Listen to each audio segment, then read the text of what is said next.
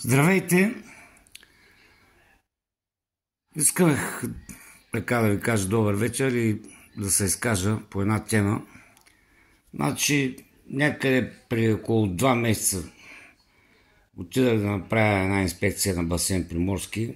Установих там доста нередности. Заснех съблекални, отвънка, какво ли не.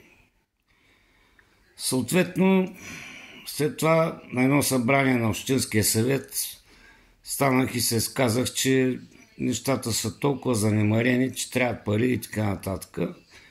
И съм благодарен на колегите от Възраждане, че ме чуха,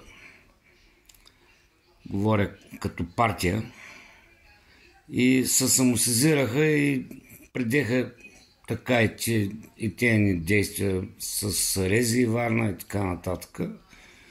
Също така отидах и в една от телевизиите във Варна, Нова Варна ТВ, и го казах всичко това по телевизията. То е записано в Google.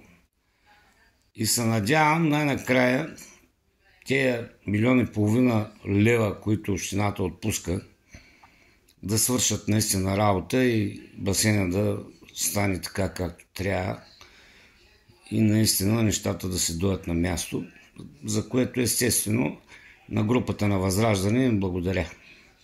Това е, което имам да кажа в момента. Ще наблюдавам нещата. Общо взето се надявам да има крайния успех, да е добър. Това е. Благодаря ви за вниманието.